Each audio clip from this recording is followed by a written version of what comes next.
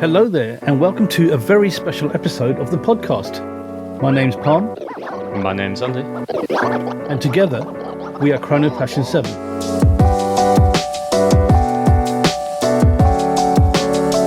So, first up, we're going to do a wristwatch check. Andy, what have you got on the wrist then? Yeah, so yesterday I finally picked up a watch what I ordered a few weeks ago. So you know me, it's always vintage by now. I'm still on that vintage journey. So I picked up a rather special Corum. And I know for a lot of collectors out there, many of you may know Corum, the brand, and some of you will be very familiar with some of the great pieces they make, such as the Golden Bridge, for example, and some of the original coin dial watches they made. So I've got something very similar to those older references, but this time I got the gold bar. Basically, a Corum, which is a rectangular shape with a real 15-gram golden bar as the dial. It's a purest form of gold, so it's like 999.99 purity in an 18-karat case with a really beautiful, brilliant cut diamond on the crown. And the strap is so well made. It just comes from an era when they knew what they were doing with watch straps. It's just brilliant. Really enjoying it. It is quite out there. You know me, I like a fun, interesting watch. If you haven't seen these references before, definitely go check them out. I think Corum did some really cool stuff in the early days within the 80s when the brand was first on the scene. So make sure to check them out. So Pam, what are you rocking?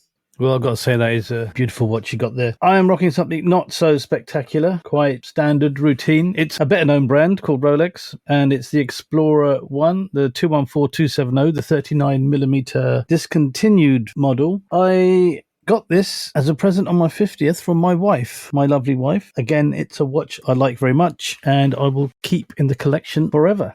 So, Andy, what's the show about today then? As promised on the previous podcast, we're going to bring you the interview which we did with Benjamin Arabov. So we're very excited to share that interview and experience with you. We're also going to talk around the experience at the boutique, as we were fortunate enough to sit through a bit of a workshop with one of Jacob's watchmakers, where we got hands-on with astronomias, but we'll get to that. Before we get into the Jacob segment of this show, we want to talk a little bit about what we've been getting up to in these past weeks. So Palm, I know you've been at a rather interesting Red Bar event over in London. I was invited by Red Bar Southeast to a very special event organised by the Limited Edition, headed up by Pietro Tomaha. It's a company that deals in independent watches exclusively. They were the first company in the UK selling Konstantin Chaikin watches, which isn't the case anymore because they've just become so big now. But that's the level of watch that Pietro at the Limited Edition would be dealing with. So the brand that we went to see, Karl Sushi and Schörner, is an Austrian brand based in Vienna, and they were celebrating their 200th anniversary. So it was quite a prestigious do. You had the CEO, Robert Punkenhofer. You also had the Trade Commissioner of Austria, Michael Müller, there as well. So there were some dignitaries and some high-ups there also. But as usual at a watch event, it was all very nice, kind, calm and light-hearted, and everyone just had a good time. Also got to see some incredible watches on the other Red Bar members. The Karl Sushi and Schörner watches were incredible. There was a table waltz clock, which was just classic vintage horology, which screamed Vienna back in the 19th century. It was just a step back in history and time. It was such a beautiful piece. My favorite watch they had, well, there were two actually. One was the Belvedere, which had a jumping date function, which when I heard that, I was okay, jumping hour I've heard of. Jumping date, I'm not quite so sure what that is. And what actually happens is the dial moves around every day, every 24 hours, and it takes the date with it. So the position of the date is never in the same place 2 days in a row as it rotates. So it's a really clever little function they got there, clever complication. And there was also a day and night watch. The Waltz Day and Night, they call it. It's a half black, half white with a PVD case. Very stunning, very classic. I'd say there's a lot of old world about this brand, Karl Sushi and Schörner, and they really do love their heritage and stick to it. So that's what I did. And Andy, I understand you were on the Red Bar scene as well yourself. Yeah, absolutely. So many of your listeners maybe don't know, but I actually run the Red Bar chapter here in Barcelona. So I've had two events actually back to back. So I've been quite fortunate. It's been extremely busy for myself. The first event was a general meetup where we just hang out, we talk watches. I tried some as always, some amazing and incredible pieces, some beautiful original Oyster Rolexes, some first generations, the Patek Lips, in all its glory. Yeah, it was really fun. And then yesterday, I just got back from a Louis Vuitton event for the brand new release of the new tambour. That was very fun. It was interesting. There was a champagne tasting, so I can't complain with that. And yeah, I got my hands on these new LV pieces, which are now aiming to break into the higher horology world. Do I believe they are there yet? I'm not sure. I am divided. So I'd say the quality is high, but don't feel like a fashion watch. That's the first thing I will say. They have a fantastic movement inside, in-house, with a really nice 22 karat gold micro rotor with a really nice motif detailing on there. Beautiful dial varieties from real nice chocolate browns to, the classic bright blues. You have solid rose gold, yellow gold, then two-tone or steel. Steel coming in at around 19k for me. For what's out there, I'll say one of your favorites, Pam, for less than that kind of money, you can have a beautiful Bulgari Ottofinissimo, for example, which I'd say the LV's tambour movement is quite similar in aesthetics, not in how slim it is, but in a similar kind of construction. You can see that they're in the same family, within the same group. What we'll say is the watch division now is run by a very young and ambitious young man, right? Jean Arnault, the son of Bernard, who runs the whole LV operation. Only 24 years old. I hear he's extremely passionate about watches, so a lot of young, youthful energy going into the brand. I always like that. He'd be full of imagination, I am sure, and ideas, but I believe for the price point they're demanding, there were certain refinements missing, such as no easy adjustment on the bracelets, things like this. However, first impressions for hitting that market, I think they have the customer base for a popular brand. Are they for me? Not really. They didn't scream at me compared to what I could buy for that kind of money. As I say, just for the steel variation, you pay 19k. If you want in the rose gold, for example, with a chocolate dial, you're looking at around 45k euro. So you can't help but think what vintage beauties you can get for that kind of money in my world, and even in your world, Pam, some modern stunning Rolexes. It was a fun event, very interesting, but yeah, that's what I was up to. Yeah, wow. So the LV Tambour is a nice watch, but I'm not sure at that price point they're going to get too many takers at the moment. You've really got to be a big fan of Louis Vuitton to buy into that. Moving on, we have our interview with Benjamin Arabov. But before we spoke to Benjamin, we had a very interesting appointment with the watchmaker there. So, Andy, tell us all about that. Absolutely. So it was great. It was a fascinating experience. As you know, a bit of my story with Jacob and Co. in the past. My curiosity was sparked once more when I saw producer Michael, right, with Astronomia Sky. And to finally able to see that in person and watch what I didn't, ask me a few years ago, I wouldn't have expected to be in that position. So brilliant. We're on our journey now and we're getting to see such fascinating watches. We must have lost on the roulette because we were invited to the group and we were sat in a rather large circle, and then the watches were being passed around clockwise, and we just so happened to be sat at the very end of that circle. So it took quite some time for the watches to arrive to us. As you can imagine, everybody who's handed these pieces, they're getting those classic Instagram reels and shots.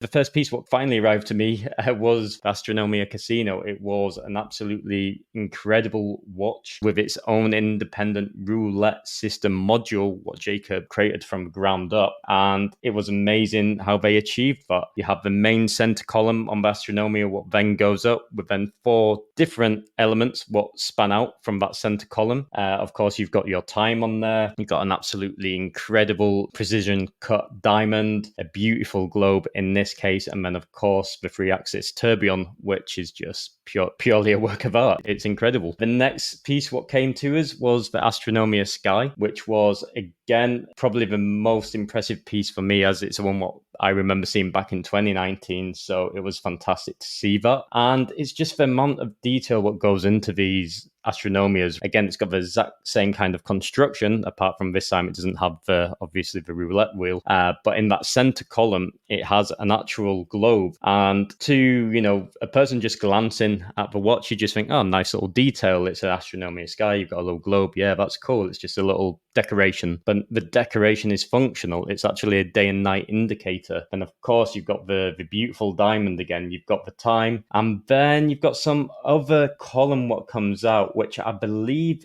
is your seconds, like a run in seconds, but it looks like some kind of satellite. At least that's how it looks to me. And then you've got the whole constellation, the whole map of the sky. Below that, 4 different columns on the base plate of the watch, you have an actual functioning map of the constellations, which is incredible. Then you go to look at the side of the watch and you have all the different months of the year. And from there, just by looking on that part of the watch, you see which month you're in, and then you can see the exact sky at the exact moment in time, what you would be seeing, which constellation, which stars you would be seeing. But yeah, enough of me talking. What did you think to these pieces, Palm?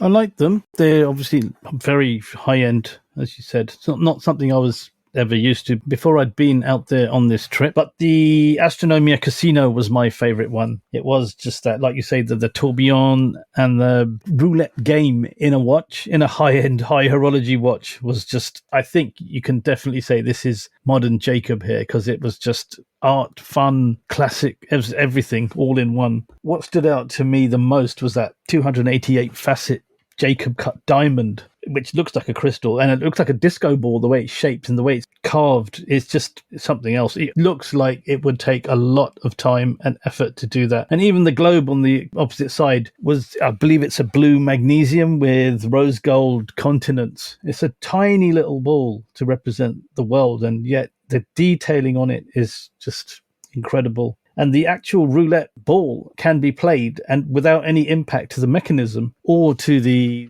running of the watch. It will not impact that. So to me, that was something I'd never seen before. It was something to behold for sure. We hadn't planned to put this interview out as a podcast when we were there at Geneva Watch Days with Jacob. So the sound quality will not be at the standard that you would usually expect. I've tried all my editing skills. I'm putting myself out on a limb here, taking a bit of a risk, losing all my credibility. But it may sound like Benjamin has a bit of a cold, but he doesn't. It's just the fact that we had to touch up the audio afterwards.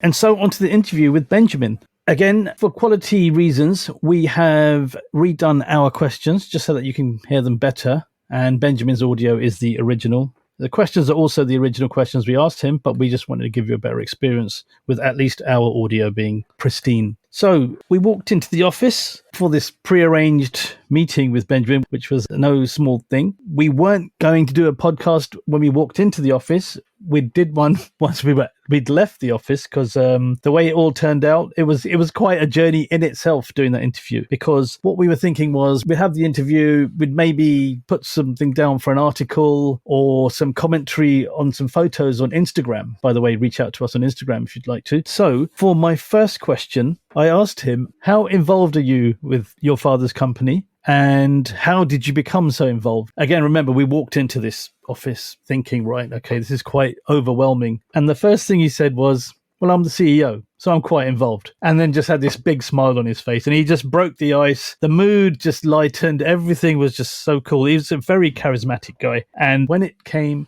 to doing the rest of the interview, we all just remember that big beaming smile he had and how he just really made us feel very welcome. So when asked, how did you get so involved in the company? This was his answer.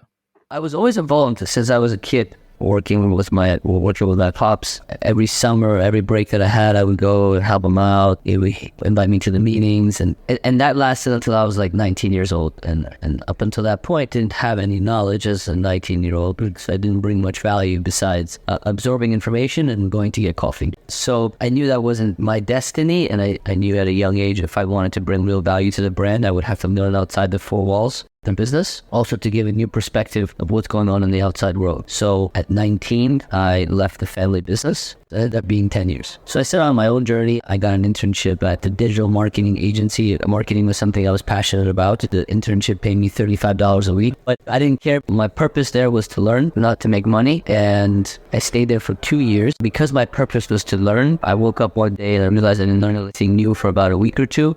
That day I left. I started my own business, and I ran my own business for 7 years. It was a digital marketing agency also. I'm focused on promoting companies through Google Ads, Facebook, Twitter, etc. And it got to a point where within 7 years, the business did not need me anymore. And my dad needed the support for the business. As a creative genius, he didn't enjoy working in the department of operations, marketing, or overseeing those departments, right? So when I came in, one of my first goals was to relieve all those departments from him and help streamline the business and have him focus on what he's really good at, which is design, sales, problem solving, and just focus on the creative side of the business. So that then led to my first question. I noticed over, the last 3 years, more or less, in the start of 2019, pre-COVID, let's say, I started to see a lot more brand awareness from Jacob & Co. in general. When I say that, I was seeing more content on Instagram. I was seeing more coverage on various YouTube channels. And I just felt that Jacob was really stepping up into the higher horology playing field. It's come on, like with astronomia, it's undebatable that that's the playing field they're on. And I just noticed this kind of drive coming, to the company. So I asked Benjamin about this, and yeah, this is what he had to say. I started about 3 years ago during COVID.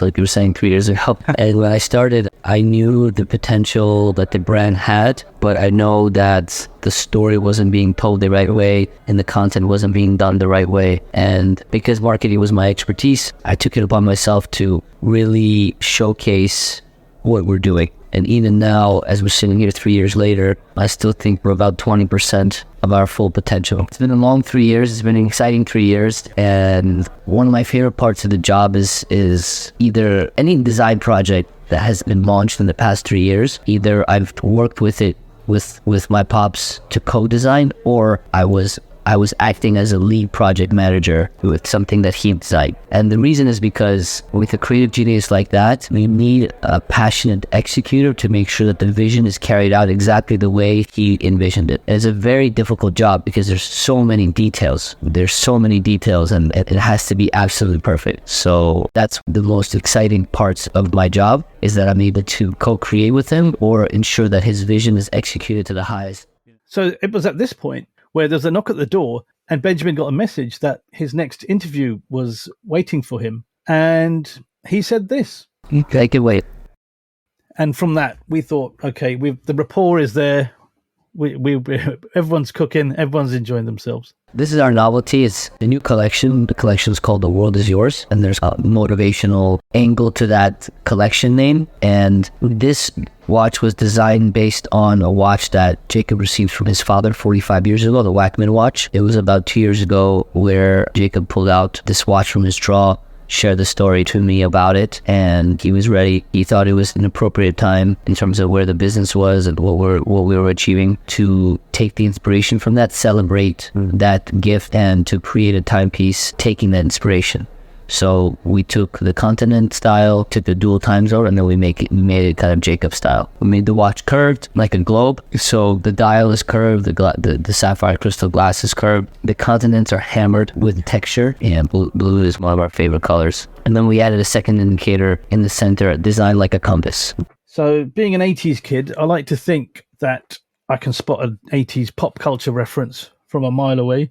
And to me, The World Is Yours screamed out Brian De Palma's Scarface, the character so powerfully played by Al Pacino. So I thought I'd ask him, if that was his inspiration, thinking he'd probably been asked that a million times before and thinking, oh dear, how boring was that question? But his answer came up with some very interesting results. Well, if we named it The World Is Yours Chico, we love the movie with the Scarface watch. We love that movie, right? And no, nobody's asked me about it, but when we were talking about it internally, we obviously we got the inspiration from Scarface, but we called it that because the watch that my grandfather gave my father when he was 13, it was right before they moved to America. And being able to see a map of the eastern side of the United States wasn't something that was readily available like it is now. You saw it in your school books, that's it. So being able to look at this watch and look at the eastern side of the United States every single day was inspirational and motivational for Jacob and the family to make this type of move, right? And because of that, we felt like it was appropriate to call it that, because if you have a vision and you execute and you never take no for an answer, the world could be yours in a sense.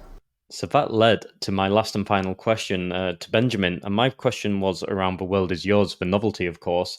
It was a follow-up from his answer, and it is quite a special piece, obviously, for Benjamin's father. But I asked the question of, is now the world is yours applying the same significance for Benjamin. So is that the message for Benjamin to take on board? Like, now it's your turn. The world is yours. Now you go and get it. And this is what he had to say. Correct. Yes. And the idea is that when my kids are involved, I don't have kids yet, but when my kids are involved, that we will design something inspired by this, the message and the generational family business, which is our goal. We are a family business, 100% owned and operated, and we intend to stay that way. So that concluded our interview. And unfortunately, it was a little short. We wish we had more time. It was, spur of the moment, and we just went for it. So we really hope you enjoyed what we brought to you. I hope you enjoyed that interview, and I hope you really heard the enthusiasm from Benjamin. So certainly what stood out to me personally, and I'm sure Palm echoes a very similar feeling, just how engaging he was, how switched on he was, and how passionate he was. Like, you've got to take your hat off to Benjamin, as he's in a very privileged position, right? Let's be realistic. And he took it upon himself to actually leave those four walls and go out on his own to learn his craft, master his craft, and do it all on his own. So he could actually bring value, bring experience to Jacob & Co. And credit where credit's due. I take my hat off to him. But just a brilliant young man, and I really hope to meet him again very soon in the near future. But Pam, what were your feelings after that? I think I echo everything you said there. He's in a very privileged position, but he's made a difference. The time he joined the company was the time the company moved in the direction it's moved in right now. I think you'd agree as well. And so it was very impressive that he went away, did his own thing, came back, and could make that impact that he did so quickly, having learnt so much on the 10 years he was away from the company. So I really enjoyed talking to him. I enjoyed how down to earth he was when he spoke to us. And I enjoyed how he made the other guys wait while we were still in the meeting room. So that was a nice little feather in our cap, I would say. But yeah, I thoroughly enjoyed that interview with him. And hopefully, again, one day, you never know, we could have a more thorough and a better planned one with him, with better audio as well. So something I'll add here as well, all of the watches we have mentioned in this episode, we will get onto our Instagram. So please make sure, if you haven't subscribed to our Instagram, it is chrono_passion_7. Make sure to subscribe. You'll be able to see all of the watches, all of the reference we are talking about. We'll add some extra details there for you.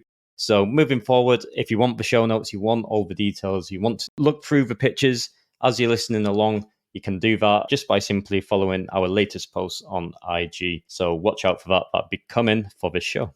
And we are done. Thank you all so much for listening. So, as always, if you've enjoyed the show, please make sure to follow. Let us know what you think to the show in the comments below, as always. Also, let us know on IG if you've got any feedback, is anything you would like us to cover, any interesting comments. We're extremely open, so reach out to us. We are going to look at creating a group on Instagram, so look out for that. We want to really build a community of passionate watch enthusiasts. So please get involved, and we'll be sharing all of that information with you shortly. But for now, that is goodbye from me. And we will see you, and you will hear us in the next one.